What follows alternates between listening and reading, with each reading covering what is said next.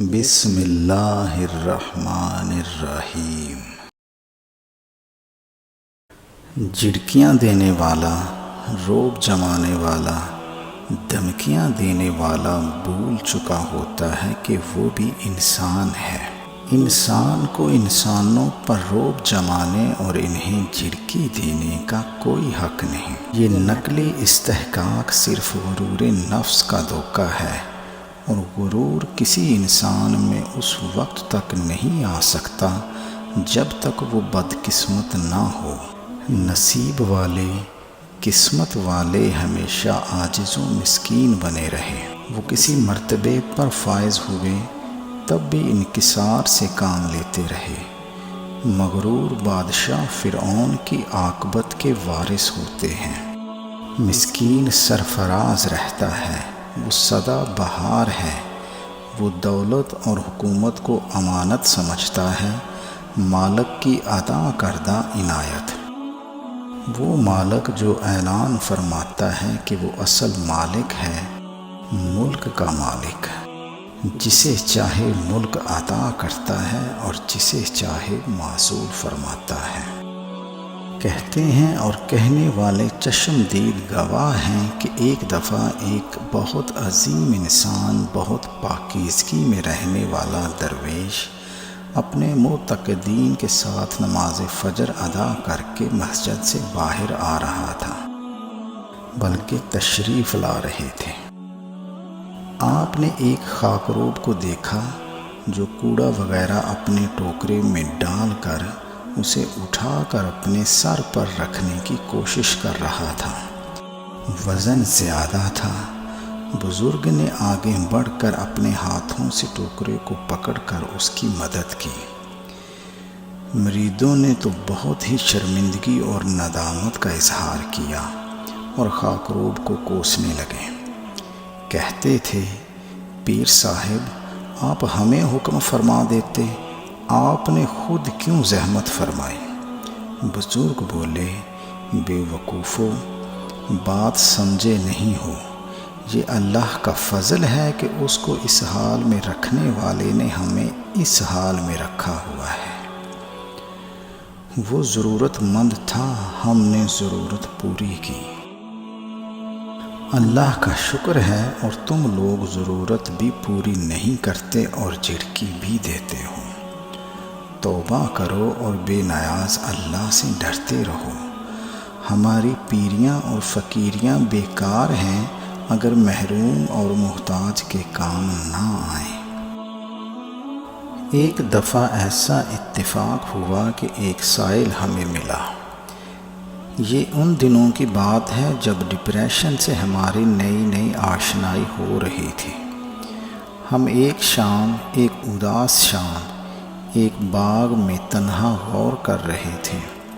سورج ڈوب چکا تھا اور ڈوبنے والا اپنے بعد فضا میں ایک گہری سرخی چھوڑ چکا تھا۔ اتنے میں ایک سائل میری طرف آتا ہوا دکھائی دیا۔ میں اسے دیکھے بغیر ہی اسے ناپسند کرنے لگا۔ وہ اس بات سے بے نیاز کہ میں اس کی طرف متوجہ نہ تھا، بولا، سائل کی طرف آنے والے کی طرف توجہ تو کرنی چاہیے۔ میں نے اس کی طرف دیکھا اور کچھ سمجھے بغیر پوچھا، آپ کیا چاہتے ہو؟ وہ بولا، ہمارا تو وہی سوال ہے پرانا، کچھ مدد کرو۔ میں اس کی شخصیت اور اس کے انداز گفتگو کے اثر میں آتا چلا گیا۔ میں نے اس کی مقناطیسی شخصیت کے روب میں آ کر اپنی جیب میں ہاتھ ڈالا اور بڑی احتیاط سے ایک 5 روپے کا نوٹ نکالا اور اس سے کہا، بابا جی قبول فرماؤ۔ بابا مسکرایا اور بولا، بیٹا اسے تو میں قبول کرتا ہوں، لیکن میری بات غور سے سن۔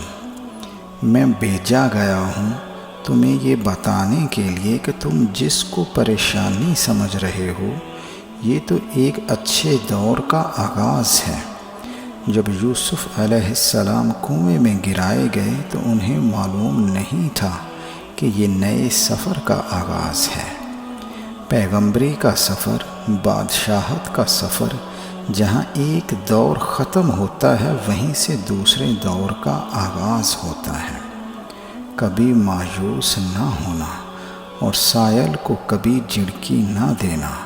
سائل محسن بھی ہوتا ہے، معلم بھی۔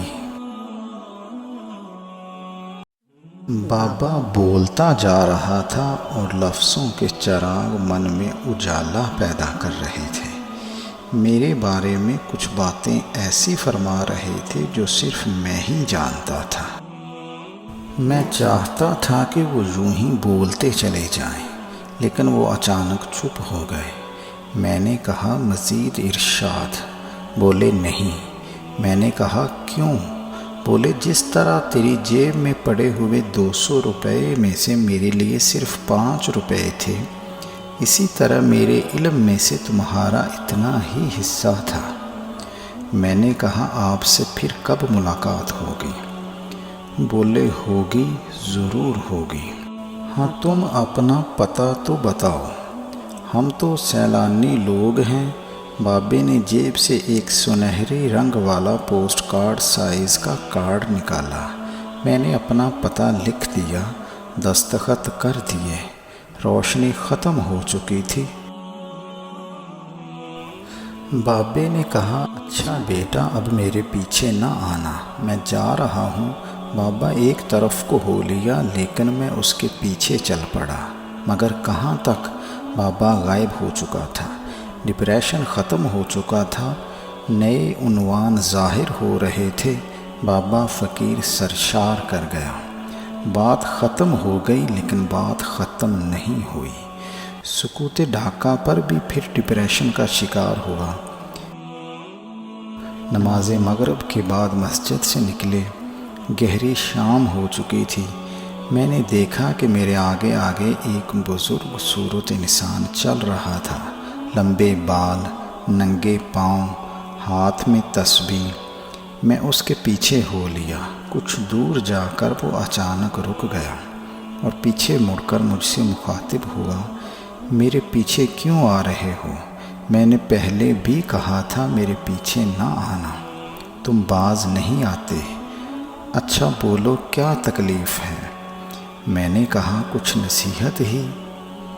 بولا سائل کو جھڑکی نہ دیا کرو، ہم لوگ محسن ہیں، معلم ہیں، ڈپریشن کی ضرورت نہیں، تم ہم سے زیادہ فکر مند ہو، سب ٹھیک ہو جائے گا۔ اتنے میں بابے نے جیب سے ایک کارڈ نکالا اور کہا مجھے اس پتہ پر پہنچا دو۔ میں نے کارڈ دیکھا، میرا ہی نام، میرا پتہ اور میرے ہی ہاتھ کا لکھا ہوا دستخط، میرے ہی بقلم خود۔ میرے پاؤں تلے سے زمین نکل گئی۔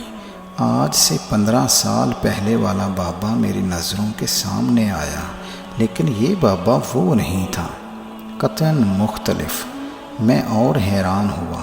بابا بولا حیران ہونے والی کوئی بات نہیں، ہمارا چولہ بدلتا رہتا ہے، ہم صرف سائل ہیں۔ محسن، معلم، ہماری شکل و صورت کچھ بھی ہو ہم وہی ہیں، تمہیں عطا کرنے کے لیے آتے ہیں۔ ہماری طرف غور کیا کرو، ہم پیسے مانگتے ہیں تو صرف اس لیے کہ تم بخیل ہونے سے بچ سکو۔ ہم تم کو سخی بنانے کے لیے آتے ہیں۔ سخی، اللہ کا دوست صرف سائل کے دم سے۔ سائل کو جھڑکی نہ دو۔ بابا پھر غائب ہو گیا۔ ڈپریشن ختم ہو گیا، اندھیرے میں روشنی پھیل گئی، مایوسیوں میں امید کے چراغ جل اٹھے۔